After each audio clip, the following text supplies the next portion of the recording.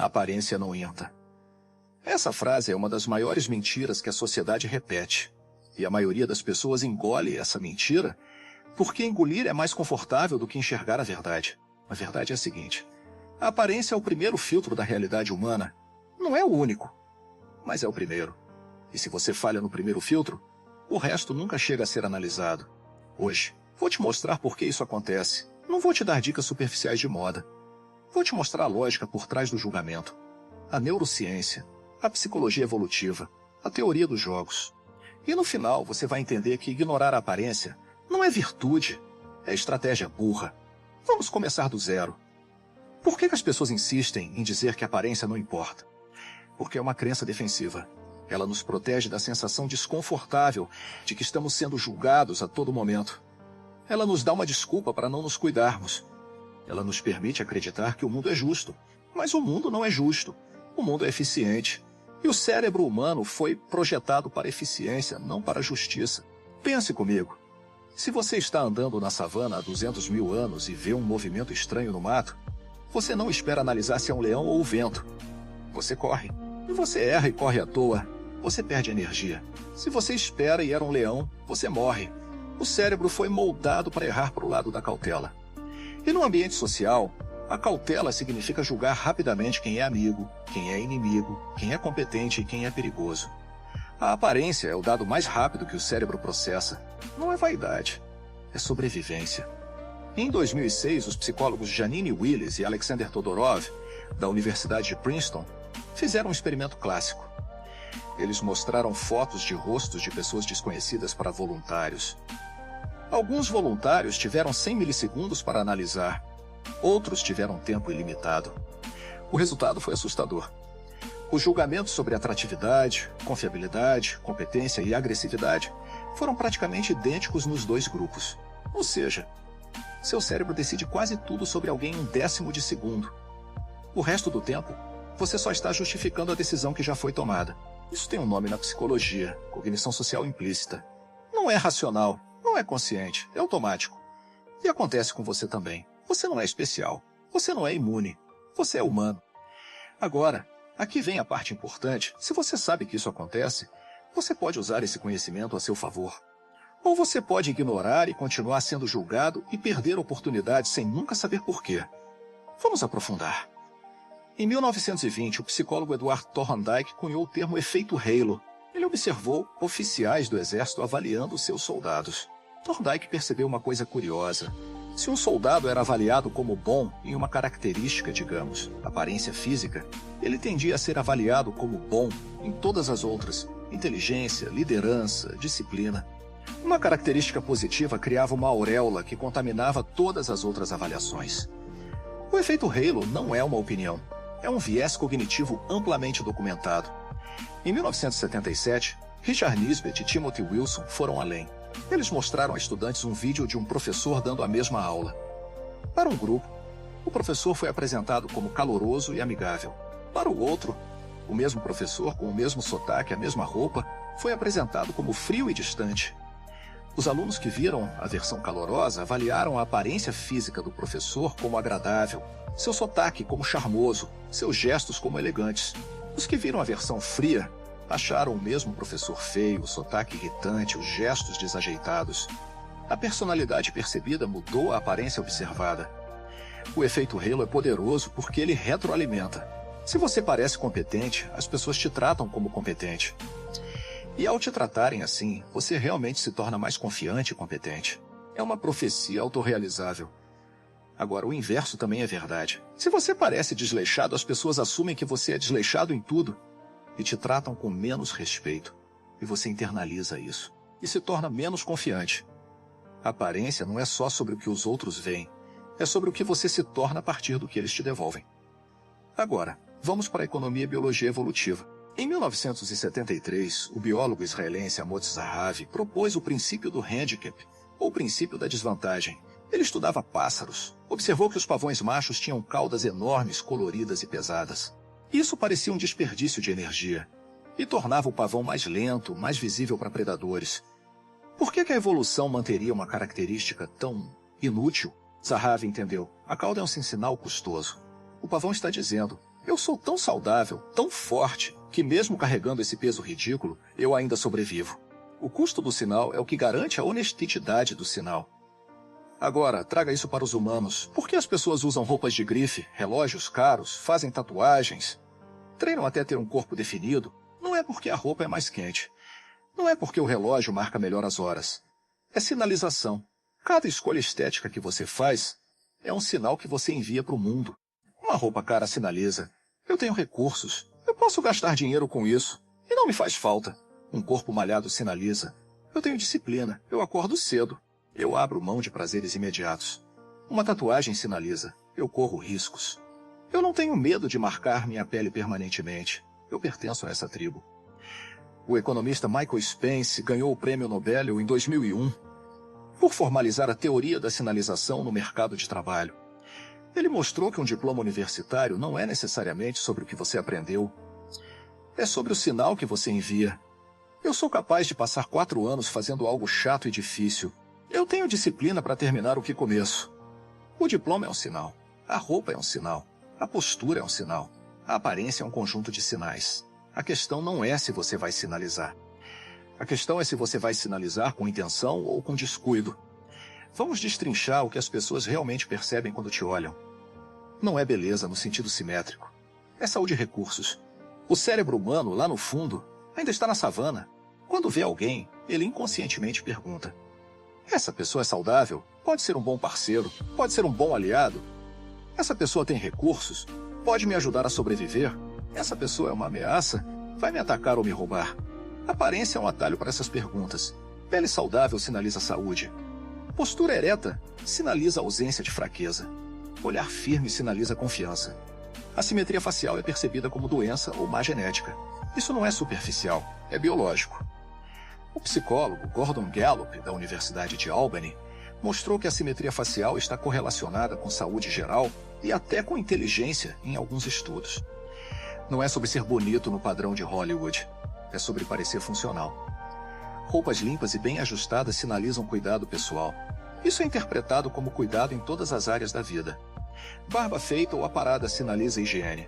Cabelo arrumado sinaliza organização.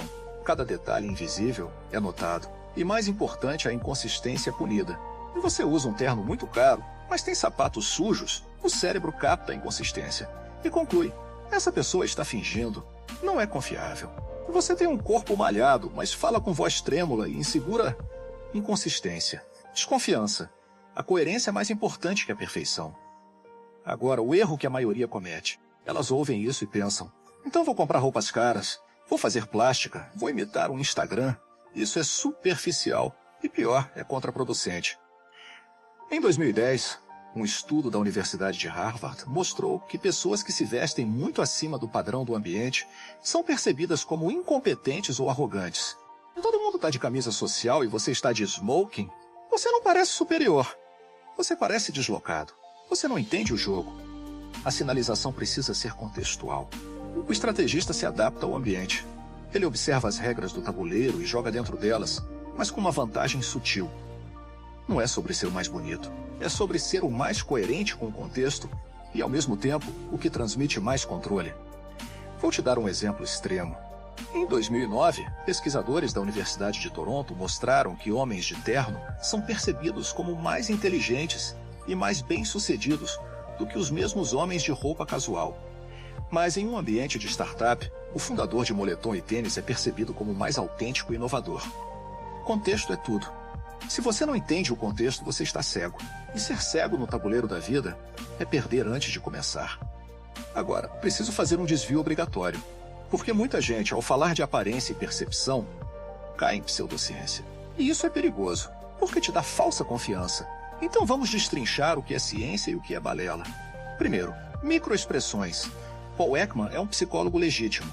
Ele estudou expressões faciais em diferentes culturas e identificou 7 emoções universais: alegria, tristeza, raiva, medo, nojo, surpresa e desprezo. Isso é ciência. Ekman é respeitado. Mas a ideia de que você pode ler a mente de alguém apenas olhando para microexpressões em frações de segundo é superestimada. As microexpressões duram menos de 1/25 de segundo. Treinar para vê-las exige meses, e mesmo assim, a precisão é baixa em contextos reais. A ciência mostra que o contexto e a cultura influenciam demais a interpretação. Não existe um código universal de mentira. Não existe ele olhou para a esquerda, então está mentindo. Isso é uma distorção popularizada por séries e livros de autoajuda. A ciência real diz que é impreciso. Segundo, programação neurolinguística, PNL. PNL foi criada por Richard Bandler e John Grinder nos anos 1970. Eles afirmavam ter descoberto padrões linguísticos que permitiam manipular e curar pessoas. A comunidade científica é clara, PNL é pseudociência. Estudos controlados mostram que os efeitos da PNL não vão além do placebo. Não há evidências robustas de que a ancoragem ou espelhamento funcionem como descrito. É venda de curso, não ciência. Terceiro, a linguagem corporal não mente. Isso é uma meia-verdade. A linguagem corporal pode indicar estados emocionais. Um corpo tenso indica estresse. Braços cruzados podem indicar defesa ou simplesmente frio. O erro é tratar esses sinais como absolutos. Não existe um gesto que signifique a mesma coisa em todas as pessoas, em todos os contextos, em todas as culturas. O que existe é probabilidade. Gestos de abertura tendem a indicar conforto. Gestos de fechamento tendem a indicar desconforto. Mas um psicopata pode sorrir e ter postura aberta enquanto planeja te enganar. A linguagem corporal dele não vai te salvar. A verdadeira ciência da comunicação não verbal é sobre clusters e contexto. Você observa múltiplos sinais ao longo do tempo. A pessoa está tensa, com a voz trêmula, suando e evitando o contato visual, provavelmente está desconfortável. Se ela apenas coçou o nariz, não significa nada. Pode ser alergia. Então fica a regra de ouro. Desconfie de quem te dá certezas absolutas sobre comportamento humano. Comportamento humano é probabilístico. Se alguém diz que decodificou 100% da mente, ele está mentindo. Ou é ignorante. Agora, um dos mecanismos mais poderosos e subestimados. Em 1890, o psicólogo William James, pai da psicologia americana, já dizia: "Não choramos porque estamos tristes. Estamos tristes porque choramos." Essa ideia ficou conhecida como teoria periférica da emoção. A emoção não é só no cérebro, ela é corpo. Se você força um sorriso, seu cérebro libera endorfinas. Se você se curva, seu cérebro se sente derrotado. Em 2012, Amy Cuddy deu uma palestra no TED que viralizou. Ela falava sobre posturas de poder. Ela mostrou que manter posturas expansivas por 2 minutos aumenta a testosterona e reduz o cortisol. O público adorou. Agora, a ressalva científica. Os estudos de Cuddy foram parcialmente replicados. Alguns experimentos encontraram o efeito, outros não. Mas aqui está o ponto. Mesmo que a magnitude exata seja discutível, a direção do efeito é real. Se você se curva, sua autoestima cai. Se você se endireita, sua autoestima sobe. Isso não é mágica, é biologia. A postura afeta a mecânica respiratória, o fluxo sanguíneo, a ativação muscular, e tudo isso envia sinais para o cérebro. O cérebro não é um computador isolado, é um órgão conectado ao corpo. E o corpo é a sua interface com o mundo. Se sua aparência está desleixada, seu corpo manda sinais de desleixo. E seu cérebro ouve. Se sua aparência está alinhada, seu corpo manda sinais de competência. E seu cérebro ouve. Você não está enganando os outros. Você está se condicionando. A aparência é a alavanca que move a mente. Agora, o maior erro estratégico. A maioria tenta usar a aparência como uma máscara. Eles se vestem bem, mas por dentro estão inseguros. Eles forçam uma postura, mas estão tremendo. E o que acontece? O cérebro humano, principalmente o sistema límbico, é muito bom em detectar falsidade. Em 1957, o psicólogo Leon Festinger criou a teoria da dissonância cognitiva. Basicamente, quando seu comportamento não condiz com suas crenças internas, você sente um desconforto psicológico. E você faz de tudo para aliviar esse desconforto. Se você se veste como executivo, mas não se sente executivo, você vai sentir dissonância. E essa dissonância vai vazar. Sua voz vai tremer. Seu olhar vai desviar. Sua postura vai enfraquecer. Os outros não vão saber o que é, mas vão sentir que algo está errado. E vão se afastar. A solução não é fingir, é construir. A aparência não deve ser uma máscara que você coloca. Deve ser uma amplificação de quem você já é. Se você não se sente confiante, não adianta vestir o terno mais caro do mundo. Vai parecer uma criança vestindo a roupa do pai. O que você faz? Você constrói a confiança primeiro em paralelo. A aparência é o acabamento. Mas a estrutura precisa estar sólida. A boa notícia: a aparência pode ajudar a construir a estrutura. É um ciclo de feedback. Você se veste melhor, se sente melhor, age melhor, é tratado melhor, se sente ainda melhor. É uma espiral ascendente. Mas precisa começar com um movimento consciente. Não podemos ignorar o digital. Sua aparência hoje não é só sua roupa e postura, é sua foto de perfil, é seu feed, é seu tom de voz em vídeo. Em 2018, um estudo da Universidade de York mostrou que as pessoas formam julgamentos sobre sua personalidade em menos de 30 segundos olhando seu perfil no Instagram. A curadoria visual é a nova primeira impressão. Se suas fotos são todas em bares, você sinaliza hedonismo. Se são todas em eventos profissionais, você sinaliza ambição. Se são todas em viagens, você sinaliza recursos e liberdade. O problema é que a maioria trata o digital como um diário e publica qualquer coisa. Erro. O digital é seu currículo visual. Cada postagem é um sinal. E o pior, o digital tem memória infinita. Na vida real, você pode ajustar a postura na próxima reunião. No digital, o post de 2015 ainda está lá. O estrategista gerencia a narrativa visual. Ele não é falso. Apenas é seletivo. Ele mostra o que quer mostrar e esconde o que não quer. Isso não é desonestidade, é estratégia de comunicação. Todo mundo faz isso. A diferença é que o estrategista faz com consciência. Chegou a hora da mecânica. Como você usa isso no dia a dia? Vou te dar um sistema de 3 camadas. Camada 1. A fundação, o que você não pode negociar. Higiene impecável, não tem discussão. Unhas limpas, hálito fresco, cabelo limpo. Se você erra aqui, todo o resto desaba. Postura básica. Coluna reta, ombros para trás e para baixo, queixo paralelo ao chão. Isso não é opcional, é a base da percepção. Sono. Olheiras e pele cansada sinalizam exaustão. E exaustão sinaliza falta de controle sobre a própria vida. Camada 2. O contexto que você ajusta. Analise o ambiente onde você está. Corporativo, casual, criativo, artístico. Identifique o código de vestimenta tácito. Não o que está escrito no manual, mas o que as pessoas de sucesso naquele ambiente estão vestindo. Vista-se um nível acima do padrão, mas não 2. Se todo mundo usa camisa social, use social com um bom corte, não use smoking. Isso te coloca na posição de destaque sutil, não de deslocado. Camada 3. A assinatura, o que te diferencia. Adicione um elemento único. Um acessório, uma cor, um estilo de barba, um perfume característico. Isso cria uma âncora de memória. As pessoas vão te lembrar por aquele detalhe. Mas atenção, a assinatura precisa ser coerente com sua personalidade real. Se você é introvertido, não adote uma assinatura extravagante. Isso vai gerar dissonância. A assinatura é a cereja do bolo, mas o bolo precisa estar pronto primeiro. Vou te dar um exemplo extremo para você ver como a aparência distorce até instituições sérias. Em 1980, o psicólogo John E. Stewart publicou um estudo na revista Journal of Applied Social Psychology.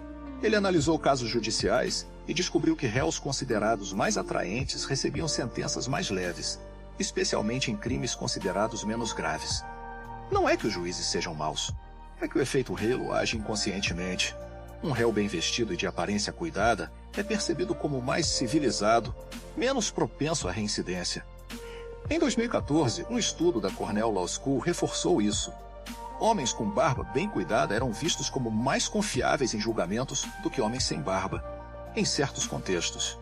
A aparência influencia até a condenação. Agora pense, se a aparência influencia a justiça, você acha que não influencia sua carreira, seu relacionamento, suas oportunidades? Ignorar isso não é virtuoso, é ingênuo. E ingenuidade, no tabuleiro da vida, é uma fraqueza que os outros vão explorar. Vamos aos mestres. Nietzsche, filósofo alemão, disse: toda aparência é a aparência de uma essência que se revela. Traduzindo, sua aparência revela algo sobre sua essência. Não é uma máscara vazia. Carl Jung, pai da psicologia analítica, falava sobre a persona, a máscara social que usamos para interagir com o mundo. Ele dizia que a persona não é falsa, é uma função adaptativa. É a ponte entre seu eu interior e o mundo exterior. O problema não é ter uma persona, é identificar-se com ela a ponto de esquecer quem você é por baixo. Robert Cialdini, em As Armas da Persuasão, fala sobre o princípio da autoridade. As pessoas seguem automaticamente quem parece ter autoridade. E a aparência de autoridade vem de roupas, títulos, postura, até mesmo carros. Cialdini cita um experimento onde um homem de terno conseguiu atravessar uma rua no sinal vermelho, seguido por mais pessoas do que o mesmo homem de roupa comum. O terno era um sinal, e o cérebro obedecia. Daniel Kahneman, Nobel de Economia, em Rápido e Devagar, descreve o sistema 1, intuitivo, rápido, emocional, e o sistema 2, lento, racional, lógico. A avaliação da aparência acontece no sistema 1, em 100 milissegundos. Só depois, se você tiver tempo e energia, o sistema 2 tenta corrigir. Mas o sistema 1 já deu o tom. O viés de confirmação garante que o sistema 2 vai buscar evidências para justificar o que o sistema 1 já decidiu. A aparência vence a razão na largada. Agora, a verdade final. A aparência é a porta de entrada, não é o destino. Se você abre a porta e não tem nada atrás, as pessoas vão entrar, olhar e sair. E pior, vão se sentir enganadas. E a reação a ser enganado é mais forte do que a reação a uma porta fechada. O ódio ao falso é maior do que a indiferença ao feio. Então o que você faz? Você usa a aparência para garantir que a porta seja aberta. E ao mesmo tempo, você constrói o conteúdo para garantir que as pessoas queiram ficar. Essa é a dança. Não é sobre ser bonito e vazio. É sobre ser coerente do lado de fora e sólido do lado de dentro. A maioria faz o oposto, negligencia a porta e reclama que ninguém entra. O estrategista cuida da porta e do salão. Vou fechar com o conceito mais poderoso de todos. O sociólogo Robert K. Merton, em 1948, cunhou o termo profecia autorrealizável. Uma crença que, ao ser mantida, faz com que a realidade se molde para confirmá-la. Você acredita que é desleixado? Age como desleixado. As pessoas te tratam como desleixado. E você se torna mais desleixado. Você acredita que é competente? Age como competente. As pessoas te tratam como competente. E você se torna mais competente. A aparência é o gatilho inicial dessa profecia. Você se veste como alguém que se respeita. As pessoas te respeitam. Você se sente respeitado. Você age com mais confiança. As pessoas percebem mais confiança. Elas te respeitam ainda mais. A espiral ascendente ou a descendente, a escolha é sua. Agora o desafio. Não vou te pedir para mudar o guarda-roupa hoje. Não vou te pedir para gastar dinheiro. Vou te pedir uma coisa mais difícil, observação consciente. Por 3 dias, apenas observe. Observe como as pessoas te olham. Observe como você se sente em diferentes roupas. Observe a diferença na sua postura quando você está de chinelo e bermuda versus quando está de sapato e camisa. Não mude nada, apenas observe. E ao final dos 3 dias você vai ter dados. E com dados, você pode decidir com estratégia, não com impulso. Depois, me conta nos comentários o que você percebeu. E mais importante, me conta se você conseguiu se pegar no piloto automático. Porque a maioria não consegue. Eles vivem a vida inteira reagindo, sem nunca observar. Se você observou, você já está na frente de 90% das pessoas. Mas aqui está o loop aberto final. A aparência é a primeira camada. A que vem depois é a presença. Presença é o que acontece quando a aparência encontra a substância. Presença é quando sua voz, suas palavras, suas ações e sua aparência se alinham em perfeita coerência. Presença é o que faz as pessoas pararem de olhar e começarem a ouvir. É o que transforma uma primeira impressão em uma conexão duradoura. E isso é um jogo completamente diferente. É sobre ritmo, sobre pausas, sobre o que você não diz, sobre como você ocupa o espaço. Isso é para o próximo vídeo. Se você quiser entender como transcender a aparência e construir presença magnética, vai precisar assistir. Porque a aparência te coloca na sala, a presença te mantém no centro dela. Vamos encerrar. A aparência importa. E importa profundamente. Não por vaidade, por comunicação. Seu corpo, sua roupa, sua postura, seu olhar estão falando constantemente. Eles estão dizendo algo sobre você. A pergunta não é se você vai comunicar.